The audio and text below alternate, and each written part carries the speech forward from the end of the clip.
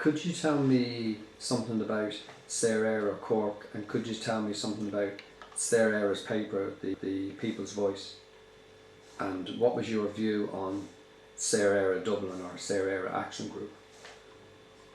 Yeah, well, Saor Éire, the choice of the name arose out of when we were producing An Phoblacht, the admiration that we held for an organisation that was formed in the early 30s in Dublin, known as Saor Éire, Free Ireland, as you understand. It was radically left, didn't last for very long.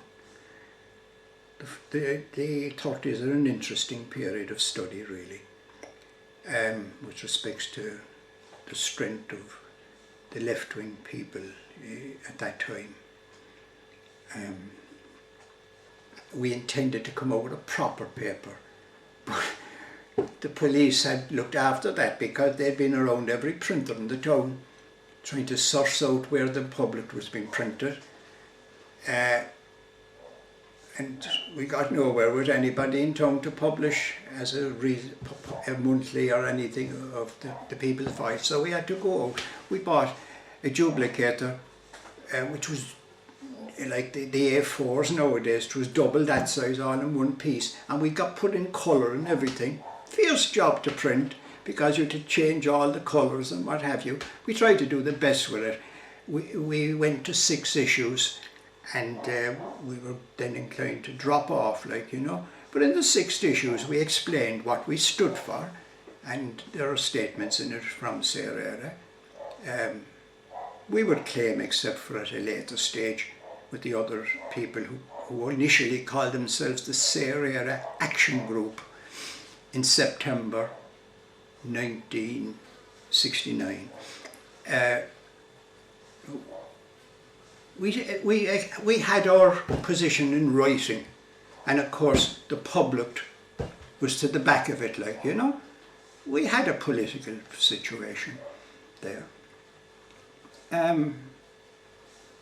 The paper sold okay, you know, it was well received. We didn't lose any money on it. We got rid of all the copies of it regularly and what have you.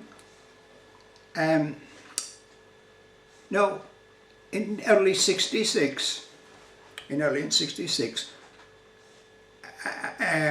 having been with the Phoblacht for over a year at the time, we did come in contact with people from Dublin and other areas who came to us to have a talk about the way forward and what have you. And we did meet some people from Dublin, but all we had was discussion. Kind of one way, we were nearly involved in some activity they wanted to pull off. That didn't work out anyway, but it was just a small matter. But in 69, when things were getting hotter, they looked for a meeting with us, and they came down to Cork. We met them, had a discussion with them. We're very established in our position. We understood Guevarism, which was a trend that was popular at the time. Many good people were supportive of the position. But obviously they in Saor Éire were very taken with Guevarism as well. And to a great extent it had to do with, unlike our position of primarily building a party and building a base of support, they felt that if you went out in the countryside and the cities and all of it and pulled off spectaculars, that it would bring people towards you. They propositioned us that they would pull the spectaculars and we should do the political work, statements and matters like that. And we turned it down. Because they might have said we were orthodox in our approach, but I have no regrets about that. Like, I suppose we were. We wanted to start building a political movement from the bottom up. not starting in that manner. We didn't agree, and we parted as friends, and they went back to Dublin, and we didn't hear from them for quite a while. Now, just to continue with that part of it, I had been involved in helping the Republican movement in '69. We initially, as Saor Éire, had sent 2 of our people up to Derry for that week that all the problems occurred in Belfast and Derry and places like that, to keep a watching brief on what was going on above there. Now, we were interested in what was going on in the north. As a matter of fact, we had Eamon McCann down to our premises in Cork one evening, and he gave a lecture on the civil rights movement and what was going on above there and his attitude on it and all the rest of it. Despite the fact that at the back of it, like, I knew that Eamon was connected with the Irish militant and lawless and people like that, you know. Okay, we weren't kind of narrow at all. We, like, you have to be broad. He was making great contributions to the struggle above there in that area, so we had him down. We went up anyway, and we kept an eye. Trouble happened. I got people together here in Cork, and we were to go up there. We decided to go up. Incidentally,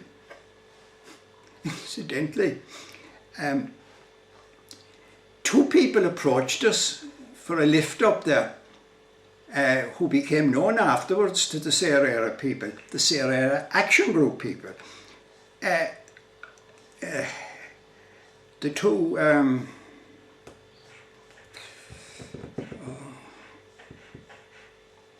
this is where the names go at times. Is it Whites? The Whites.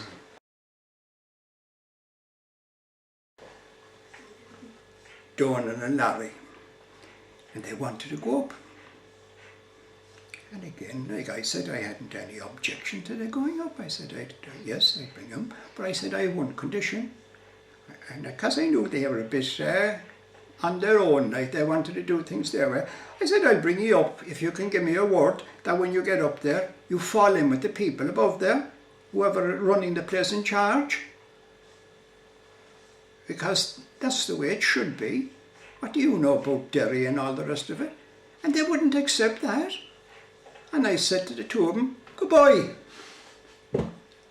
I had 2 other fellas ready to step into their place.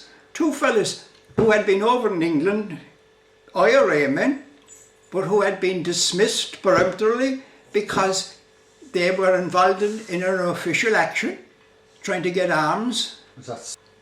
But in September 1969, I was on my way to a meeting in Lurgan, County Armagh, organised by J.B. O'Hagan,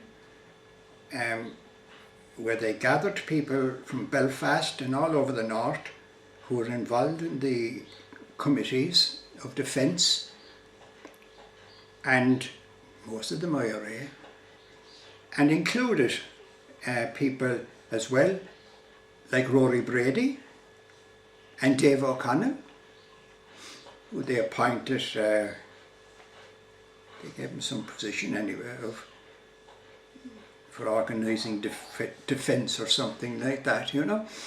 But before I went up to that meeting, by sheer chance, I think it was over near where the Griffith Monument, sorry, not the Sean Griffith Russell. Monument, Sean Russell, Yeah. I think. Fairview, yeah. Yeah, Fairview. We bumped into a few people who were in the grouping of people that had approached us for fusion to get together, and we had a chat. Right? That was after the problems that went on in Derry, and I had brought these 2 lads up, and I hadn't seen them for a while, and I got kind of noticed that they might be involved with the people who were up in Derry that we spoke to, and I happened to meet them, and I said, I'd like to see these other lads if they're still with you. I heard they were, and they said, oh yeah, we'll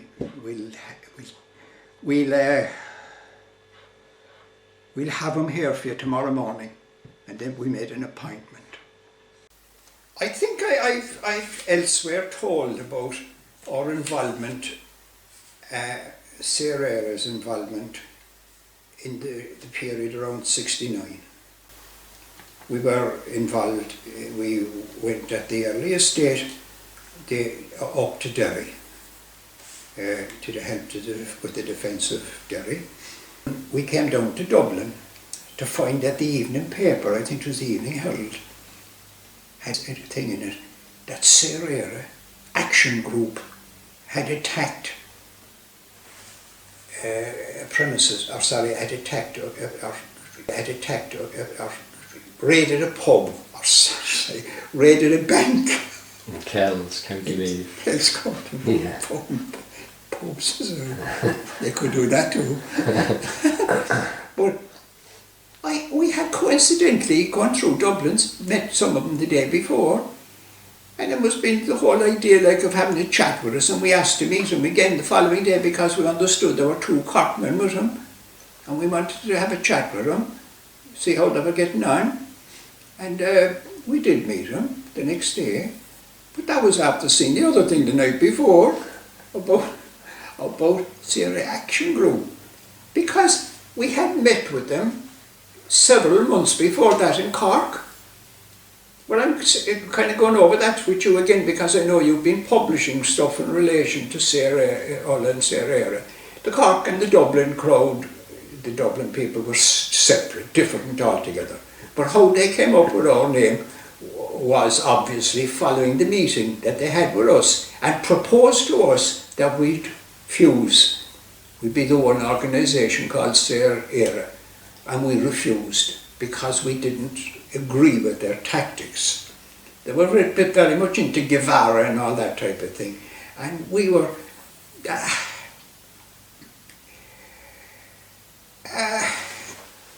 more into the business of starting wanting to form a party and all that.